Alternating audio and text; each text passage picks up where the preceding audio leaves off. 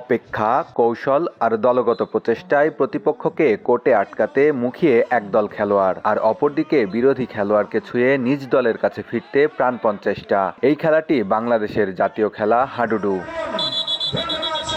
মেহেরপুরের আমঝুপিতে হয়ে গেল হাডুডু প্রতিযোগিতা। শনিবার মরহুম চেয়ারম্যান গোলাম মোস্তফা স্মরণে দিনব্যাপী প্রতিযোগিতার আয়োজন করে আমঝুপি একতা ক্লাব। মেহেরপুর সহ আশপাশের 4টি জেলার 16টি দল অংশ নেয় এই প্রতিযোগিতায়। খেলার মাঠ মুখরিত হয়ে ওঠে দর্শকের উল্লাসে।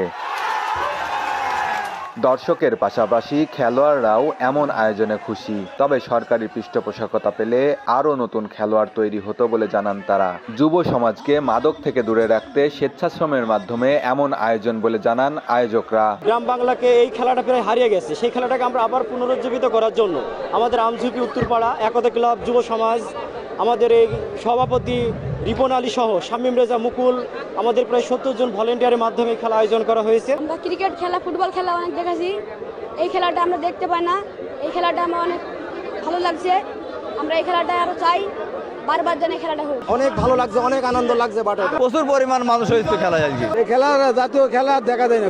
কাবাডি খেলার কারণে এই খেলাটা আমাদের বিলুপ্ত হয়ে যাচ্ছে বাংলাদেশ থেকে। এই খেলাটাকে আমরা যেন বিলুপ্ত না হয়, এই খেলাটা প্রত্যেক বছরে দিয়ে এই খেলাটাকে আমরা যেন সবাই ভুলতে না পারি। আমার জনগণ জানে, আমরা জানি যে এই খেলাটা খেলা বলে আছে। এখনকার ইয়াং জেনারেশন অনেকজন আছে, এই খেলাটা কি এটাও জানে না। রোমাঞ্চকর এই প্রতিযোগিতায় মেহেরপুর চাঁদপুর লায়ন্সকে 3 পয়েন্টে হারিয়ে চ্যাম্পিয়ন হয়েছে মহাজনপুর টাইগার দল। বেন ইয়ামিন, সময় সংবাদ, মেহেরপুর।